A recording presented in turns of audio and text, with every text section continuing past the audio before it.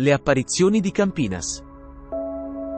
Suora Amalia Aguirre fu una figura di grande devozione e impegno nel servizio religioso.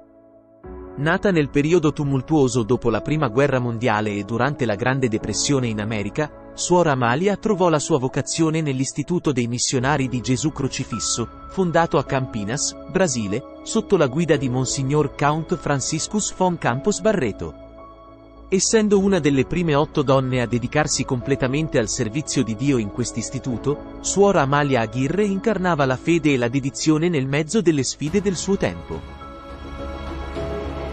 L'8 dicembre 1927, durante la celebrazione della festa dell'Immacolata Concezione, Suora Amalia Aguirre fece i suoi primi voti e ricevette l'abito religioso prendendo il nome di Suora Amalia di Gesù Crocifisso. L'8 dicembre 1931, nella stessa festività, Suora Amalia emise i suoi voti perpetui, confermandosi così come monaca consacrata alla Chiesa e a Dio per tutta la vita. L'8 novembre 1929, un parente di Suora Amalia giunse al convento con un grande bisogno. Sua moglie era gravemente malata e lui si trovava nell'angoscia più profonda. Raccontò che numerosi medici avevano diagnosticato l'incurabilità della malattia della sua sposa, lasciandolo senza speranza e senza sapere quale fosse il volere di Dio in quella situazione. Con lacrime agli occhi, esclamò disperatamente: «Cosa accadrà ai nostri bambini?» Suora Amalia, profondamente commossa dal dolore del parente, sentì un immediato desiderio di aiutarlo in ogni modo possibile. Mentre ascoltava il racconto della sua sofferenza, rivolse silenziose preghiere al Redentore divino, riflettendo intensamente su come potesse offrire conforto e sostegno. Sentendo simultaneamente il richiamo del suo parente e la voce del suo cuore, Suora Amalia fu spinta da un impulso interno a recarsi immediatamente nella chiesa per visitare Gesù. Dopo la fine del loro incontro, rispose prontamente e fedelmente a questo richiamo interiore. Una volta dentro la casa di Dio, Suora Amalia si inginocchiò con riverenza e si avvicinò all'altare.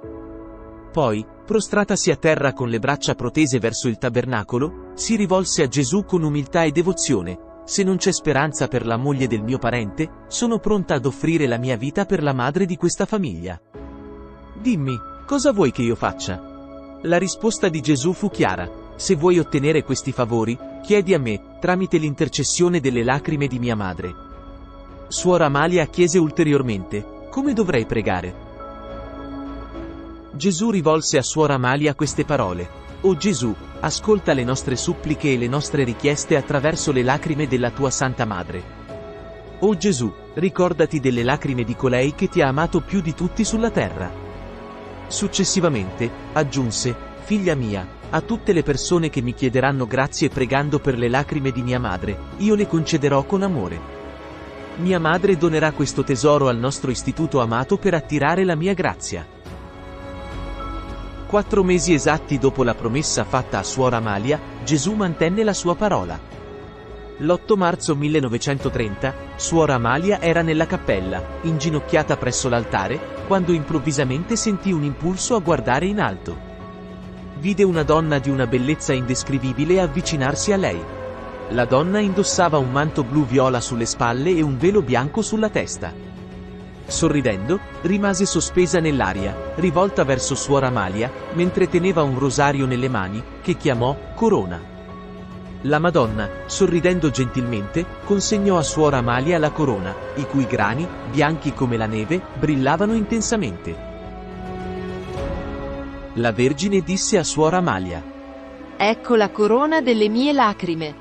Il mio figlio la affida al tuo istituto come una parte dell'eredità. Ti ha già rivelato le invocazioni.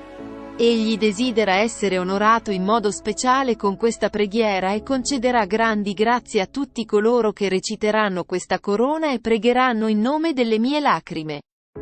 Questa corona servirà per ottenere la conversione di molti peccatori, in particolare dei seguaci dello spiritismo.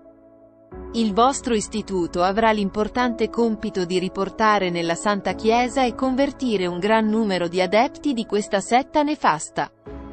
Il demonio sarà sconfitto con questa corona e il suo potere infernale sarà distrutto». Quando la Santa Vergine ebbe finito di parlare, sparì.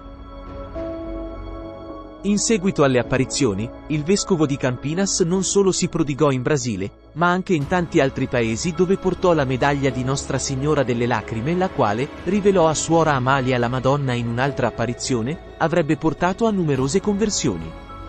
Allo stesso modo, innumerevoli grazie sono state ricevute attraverso la preghiera del Rosario delle Lacrime.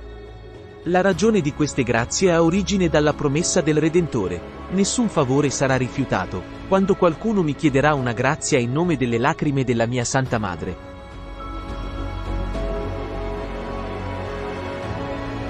La corona delle lacrime è composta da 49 grani divisi in gruppi di 7 e separati da 7 grani grossi. Termina con 3 grani piccoli. Tutti coloro che pregano il rosario di Nostra Signora delle Lacrime per 9 giorni e ricevono i sacramenti si avvicinano alla misericordia di Dio. Preghiera iniziale. O Gesù, nostro divino crocifisso, ci inginocchiamo ai tuoi piedi offrendoti le lacrime di colei che ti ha accompagnato sul Calvario con amore ardente e compassionevole. Ascolta, o buon Maestro, le nostre suppliche per l'amore delle lacrime della tua Santissima Madre. Concedici la grazia di comprendere i suoi insegnamenti dolorosi e di adempiere sempre alla tua santa volontà sulla terra, per essere giudicati degni di lodarti e glorificarti eternamente in cielo. Amen. Sui 7 grani grossi, o Gesù, ricordati delle lacrime di colei che ti ha amato più di tutti sulla terra. E ora ti ama nel modo più ardente in cielo. Sui 7 grani piccoli, o Gesù, esaudisci le nostre suppliche e le nostre domande, per amore delle lacrime della tua Santa Madre. Alla fine si ripete 3 volte, o Gesù, ricordati delle lacrime di colei che ti ha amato più di tutti sulla terra.